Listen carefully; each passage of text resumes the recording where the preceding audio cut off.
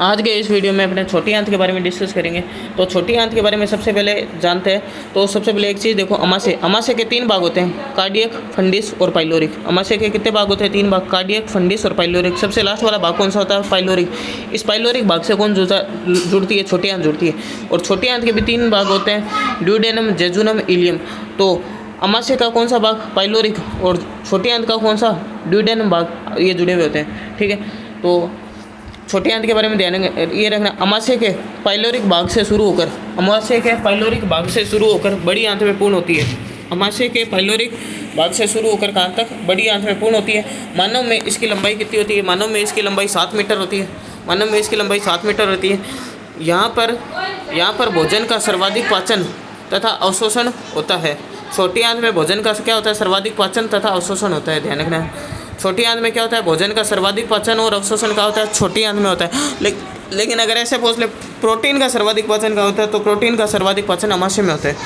भोजन का सर्वाधिक पाचन और अवशोषण का होता है छोटी आंत में। यह आहार नाल का सबसे लंबा भाग है। आहार नाल का सबसे लंबा भाग कौन सा है? छोटी आंत है। छोटी आंत से निकलने वाले रस में कौन है? इरेप्सिन हो गया, माल्टेज हो गया, सुक्रेज हो गया, लैक्टेज आदि एंजाइम पाए जाते हैं। छोटी आंत से निकलने वाले रस में इरेप्सिन, माल्टेज, सुक्रेज, लैक्टेज आदि एंजाइम पाए जाते हैं। छोटी आंत को 3 भागों में बांटा जाता है।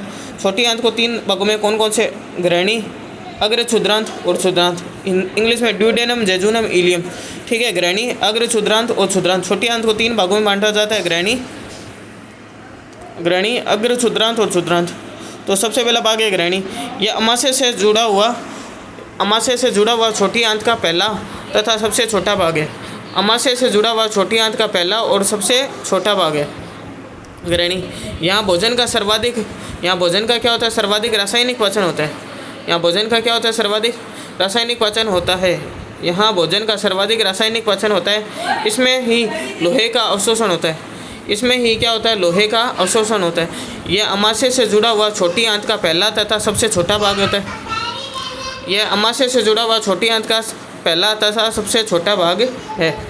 यहाँ भोजन का क्या होता है? सर्वाधिक रासायनिक पाचन होता है। इसमें ही लोहे का अवशोषण होता है। अग्र क्षुद्रांत, यह छोटी आंत का मध्य भाग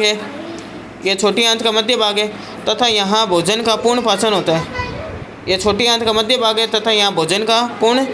होता है। यहाँ भोजन का सर्वाधिक अवशोषण होता है अग्र क्षुद्रांत में। आगे क्षुद्रांत, यह छोटी आंत का अंतिम भाग है जो बड़ी आंत में खुलता है। क्षुद्रांत के बारे में ध्यान रखना। सबसे पहला भाग ग्रहणी, फिर अग्र क्षुद्रांत, फिर क्षुद्रांत। क्षुद्रांत के बारे में ध्यान रखना। यह छोटी आंत का अंतिम भाग है जो बड़ी आंत में खुलता है। यहाँ भोजन का पूर्ण अवशोषण होता है तथा इसकी दीवारों पर अनेक अंगुलियों की आकृति की संरचनाएं पाई जाती है। ये मेन लाइन है। इसकी दीवारों पर अनेक अंगुलियों की आकृति की संरचनाएं पाई जाती है, जिन्हें आंत्र रसांकुर कहते हैं। ये रसांकुर आंत्र में अवशोषण की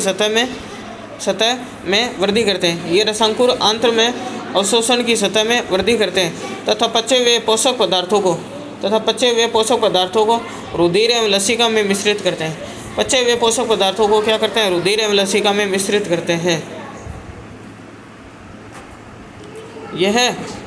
यह भाग उन पोषक तत्वों का अवशोषण करता है जो अग्र क्षुद्रांत में अवशोषित करता है।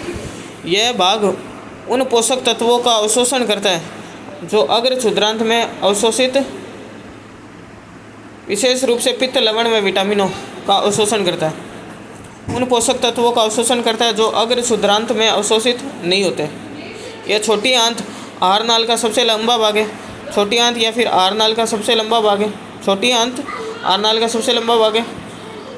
या छोटी आंत में कार्बोहाइड्रेट, प्रोटीन, वसा का पूर्ण रूप से पाचन हो जाता है। ये छोटी आंत के बारे में अपन को चीज़ें ध्यान रखनी है। आगे चलते हैं बड़ी आंत के बारे में।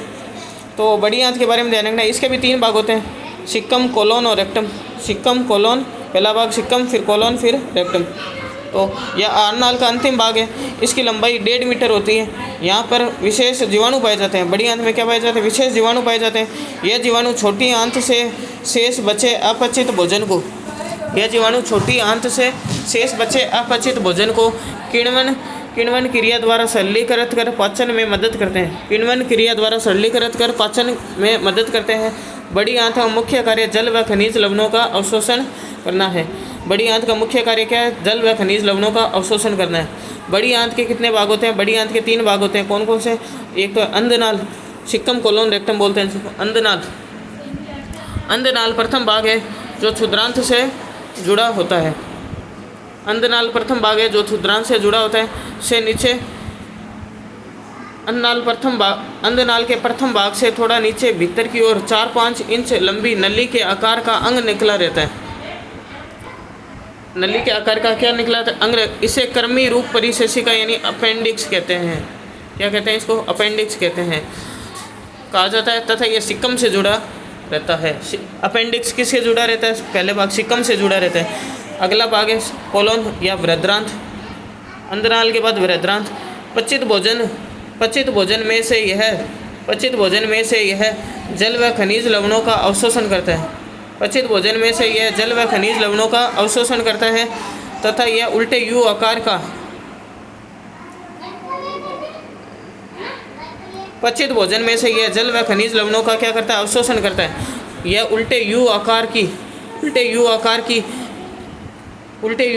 करीब 1.3 मीटर लंबी नलिका होती है। यह उल्टे यू आकार की करीब 1.3 मीटर लंबी नलिका होती है। कोलोन का सबसे लंबा भाग अनुप्रस्थ कोलन होता है। पचित बृहद्रांत के बारे में क्या ध्यान रखना है? पचित भोजन में से यह जल व खनिज लवणों का अवशोषण करता है। पचित भोजन में से यह जल व खनिज लवणों का अवशोषण करता है। यह उल्टे यू आकार की करीब 1.3 मीटर लंबी नलिका होती है। कोलोन का सबसे लंबा भाग अनुप्रस्थ कोलोन होता है। कोलोन का सबसे लंबा भाग कौन सा होता है? अनुप्रस्थ कोलोन होता है। मलाशय के बारे में ध्यान रखें। यह आहार नाल का अंतिम भाग होता है। जो मलद्वार से जुड़ा होता है। यह आहार नाल का अंतिम भाग होता है जो मलद्वार से जुड़ा होता है और अवशिष्ट भोजन का उत्सर्जन करता है। मलाशय के बारे में क्या ध्यान रखना है? आहार नाल का अंतिम भाग होता है जो मलद्वार से जुड़ा होता है और अवशिष्ट भोजन का उत्सर्जन करता है। खरगोश में सेल्यूलोज का पाचन सिक्कम में होता है तथा इंटोल स्टेकस के कारण मल में दुर्गंध आती है। इंटोल स्टेकस के कारण क्या आती है? मल में दुर्गंध आती है।